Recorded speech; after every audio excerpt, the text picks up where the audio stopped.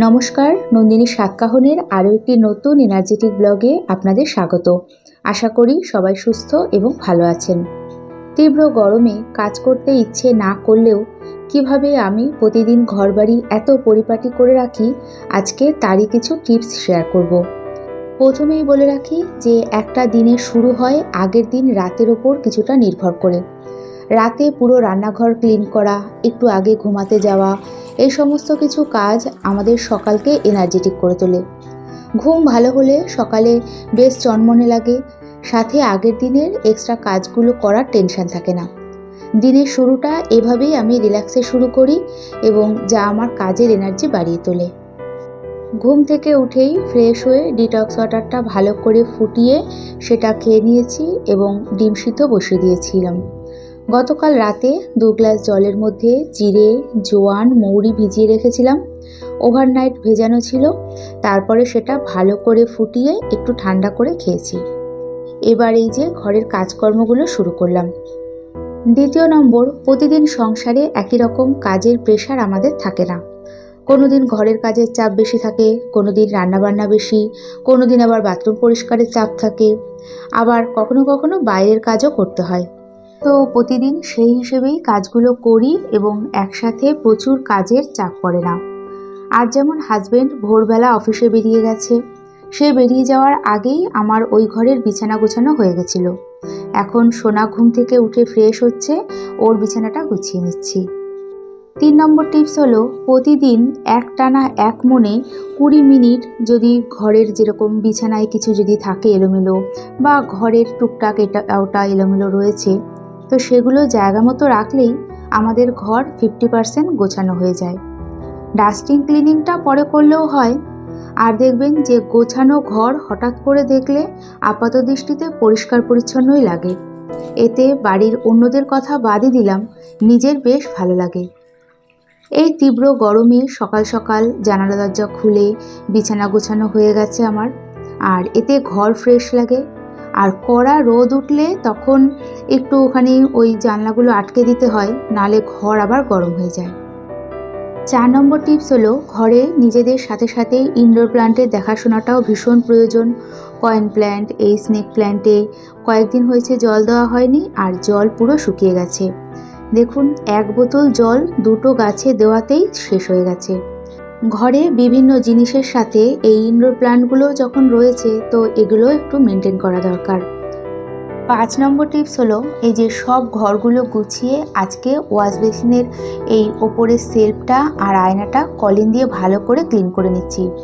রোজ দিন এটা ক্লিন করি না, সপ্তাহে ওই 3 থেকে 4 দিন ক্লিন করি, না হলে আবার জলে দাগ ছোপ হয়ে যায়। তো একটা সংসারের A to Z কাজ রোজ মেনটেন করা সম্ভব হয় না, আর সত্যি কথা বলতে প্রয়োজনও হয় না। ঘুরিয়ে ফিরিয়ে করলে পরেই পরিষ্কার থাকে এবং অর্গানাইজ থাকে। আমি যদি বলি যে আমি ঘরের প্রতিটা জিনিস প্রতিদিন ক্লিন করি, তাহলে সেটা বিশ্বাসযোগ্য হবে না। 6 নম্বর টিপস হলো, খুবই ইম্পর্ট্যান্ট এটা, আমাদের শরীরের অবস্থা বুঝে কাজ করা উচিত বা কাজের প্রেশার নেওয়া উচিত। হ্যাঁ, এই গরমে উইদাউট হেল্পিং হ্যান্ড যখন সব কাজ নিজেকেই করতে হয়, একটু বুঝে শুনে কাজ করাই বুদ্ধিমানের কাজ। অসুস্থ হয়ে গেলে তখন আবার রেগুলার যে মনের মতো করে ঘরগুলো গুছিয়ে পরিপাটি করে রাখি, সেটা আর হবে না। আর অসুস্থ হয়ে পড়ে থাকলে ঘরের ওই অবস্থা দেখে আরও অসুস্থ হয়ে যাব, মানে অসুস্থ লাগবে নিজের। তার থেকে ভালো অল্প কাজের প্রেশার নিয়ে সেগুলো গুছিয়ে কাজ করা। 7 নম্বর টিপস হলো, অনেক সময় ঘরের সাথে সাথে বাজার করা, বাইরের নানান রকম কাজ সামলাতে হয় আমাদের। তখন একটু প্ল্যান করে না চললে কখনোই সময়ের মধ্যে সংসারের কাজগুলো শেষ করতে পারবো না। আর বাইরে যা গরম, বাজারে করতে গেলে সকাল সকাল করাই ভালো, যতটা রোদ অ্যাভয়েড করা যায় এই যা। মোটামুটি ঘর গোছানোর কাজ কমপ্লিট করে আজকে একটু বাজারে গেছিলাম, এই চা খাওয়া বা কফি খাওয়ার জন্য। দুধের প্যাকেট প্রায় শেষের পথে, তো এই তো 4টে ডাবল টন দুধের প্যাকেট, সাথে ছোট একটা টক দইও এনেছিলাম। 8 নম্বর টিপস হলো, এই যে বাজার থেকে এসেই সাথে সাথে সব জিনিসগুলো গুছিয়ে নিয়েছি। শুধু বাজার না, যেখানেই যাই না কেন সবসময় চেষ্টা করি ফিরে এসে পার্স, এক্সট্রা ব্যাগ, জলের বোতল, তারপরে এক্সট্রা কিছু থাকলে সেগুলো সব গুছিয়ে নিই। বাইকে বা স্কুটিতে করে গেলে হেলমেট, চাবির জায়গায় চাবি, এগুলো সাথে সাথেই জায়গা মতো রেখে দিই। কাজটা তো করতেই হবে, এখন করি আর পরে করি, কিন্তু সাথে সাথে কোনো কাজ করলে অগোছালো হয় না ঘর, আর সময় কম লাগে। তবে গরমের মধ্যে সবসময় সেটা সম্ভব হয় না। ফিরে এসে ড্রেস চেঞ্জ করে হাত পা ধুয়ে একটু 2-5 মিনিট রেস্ট নিয়ে কাজটা করলেও মন্দ হয় না। দেখবেন এতে ঘর সবসময় গোছানো পরিপাটি থাকে। 9 নম্বর টিপস হলো, এরপর ফিরে এসে এই যে ঘরগুলো সব আমি ভালো করে ঝাড় দিয়ে মুছে নেব। একটা জিনিস খেয়াল করেছি, খুব বেশি কাজের প্রেশার না নিয়ে এই যে আমরা গৃহিণীরা ঘরের কাজগুলো প্রতিনিয়ত করে চলেছি, এতে কিন্তু শারীরিক দিক দিয়েও আমাদের অনেক লাভ হয়। সাধারণত আমি যেমন কোনো রকম এক্সারসাইজ, হাঁটাহাঁটি, ব্যায়াম, যোগা এগুলো কিছুই করি না। করতে পারলে তো ভালোই হতো। তো ঘর ঝাড়মোছ করা থেকে ঘরের যাবতীয় কাজ প্রতিদিন যে করি, এটাও কিন্তু কিছুটা এক্সারসাইজের মতনই কাজ করে। হ্যাঁ, প্রপার এক্সারসাইজ এটা বলবো না, তবে শুয়ে বসে না থেকে সবসময় কাজে ব্যস্ত থাকি, এতে বেশ ভালো আছি। মোট কথা অনেকটাই ক্যালোরি বার্ন হয়, যা আমাকে সুস্থ রাখে। 10 নম্বর টিপস হলো, আরেকটা কথা না মানলেই হবে না, যে নিজে হাতে সংসারের কাজ করে ঘরবাড়ি আমরা যেভাবে পরিপাটি করে গুছিয়ে রাখবো, অন্য কেউ সেটা করবে না। আর যারা একা হাতে সংসারের কাজ করে, এই টিপসটা তারা বেশ ভালোভাবেই বুঝতে পারবে।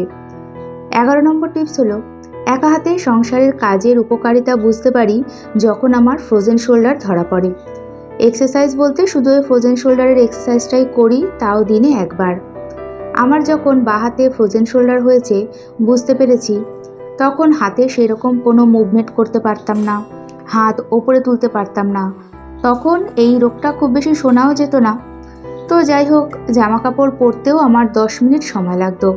তাহলে বুঝতেই পারছেন যে কতটা অসুবিধে হতো। তখনও আমি কোনো হেল্পিং হ্যান্ড রাখিনি। অনেকেই বলেছে হেল্পিং হ্যান্ড রাখতে। তো ঘর মোছা থেকে ঘর ঝাড় দেওয়া, ঘর পরিষ্কার করা, রান্না বান্না সব একাই করতাম। হ্যাঁ, কষ্ট হয়েছে প্রচুর, একটু কান্নাও করেছি, তাও একাই সব করেছি। প্লাস ভিডিও দিয়েছি টাইমলি। কষ্ট হলেও ওই যে প্রতিদিন বছর 2 ধরে সমস্ত কাজ করে গেছি, এতে ফ্রোজেন শোল্ডারের এই ব্যাপারটা অনেকটাই কমে গেছে।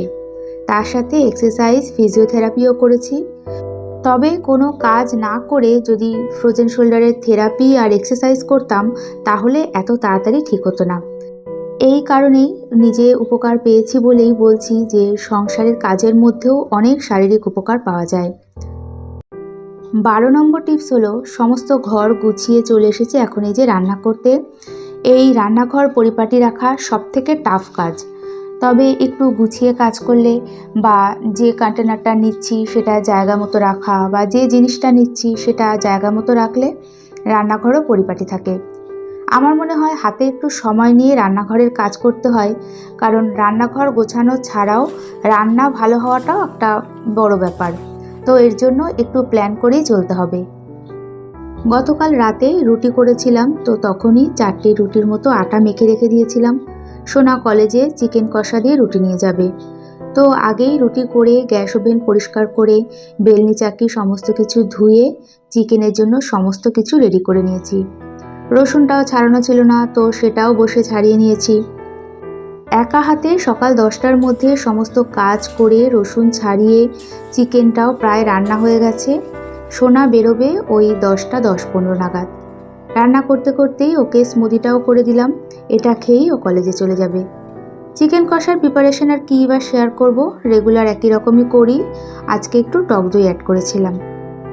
আর চিকেনে কোনো রকম জল দিইনি, চিকেন থেকে যে জল বেরিয়েছে ওতেই ঢেকে ঢেকে ভালো করে চিকেনটা সিদ্ধ করে নিয়েছি। আর চিকেন কষাটা খেতে দুর্দান্ত হয়েছিল। 12 নম্বর টিপস হলো, তীব্র গরমে ঘরে বাইরে উভয় জায়গাতেই শরীর অসুস্থ হওয়াটা স্বাভাবিক। এমন না যে আমরা ঘরে থাকি বলে গরম কম লাগবে বা সুস্থ থাকবো। ঘরের কাজের পরিশ্রমটাও কম না। তাই টাইমলি যা খেয়ে সুস্থ থাকবো সেটা খাওয়া দরকার। এক কথায় বলতে গেলে পরিবারের সবার খাওয়া দাওয়ার খেয়াল রাখা, টাইম টু টাইম সেগুলো রেডি করা, তার সাথে নিজের খেয়াল রাখাটাও নিজেরই কর্তব্য। এটাকে আমরা যতটা ইগনোর করব, আস্তে আস্তে আমাদের এনার্জিও তত কমতে থাকবে। এই প্রচণ্ড গরমে সকাল থেকে একটানা কাজ করার পর অটোমেটিক বেলা বাড়ার সাথে সাথে এনার্জি লেভেলও ডাউন হয়ে যায়। এমনিতেই গরমে অস্থির লাগে, তার উপর পেটে খিদে থাকলে আরও অস্থির লাগে। তো রান্নার পর এই যে আপেল খেয়ে আমি ভাত বসিয়ে দিয়েছিলাম। তারপর সমস্ত বাসন মাজা ধোয়া আমার হয়ে গেছে। এদিকে আমার রান্নাঘর পরিষ্কার করাও মোটামুটি কমপ্লিট। তখনই হঠাৎ করে ওই 11টা 10-15 নাগাদ জল চলে গেল। সকাল থেকে মোটরের লাইনের ফিউজটা ছিল না, তো ট্যাঙ্কির জল শেষ হয়ে গেছে। অনেক পরে জল এসেছে। গরমের মধ্যে ভোরবেলা থেকে আমি আমার সুবিধা মতো টিপসগুলো ফলো করে কাজ করি বলে মোটামুটি 11টার মধ্যে সমস্ত কাজ গুছিয়ে নিয়েছিলাম। এখন দুপুরে খাওয়া দাওয়ার পর একটা ঠান্ডা ঠান্ডা আম, তার সাথে বর্ধমানের এই যে পনির ভাজা সীতাভোগটা নিলাম। এটা খেতে খেতেই আজকে ভিডিওটি এখানেই শেষ করছি। ভিডিওটি ভালো লাগলে একটা লাইক করে কমেন্টস করে চ্যানেলটি সাবস্ক্রাইব করেও রাখতে পারেন। সবাইকে জানাই অসংখ্য ধন্যবাদ।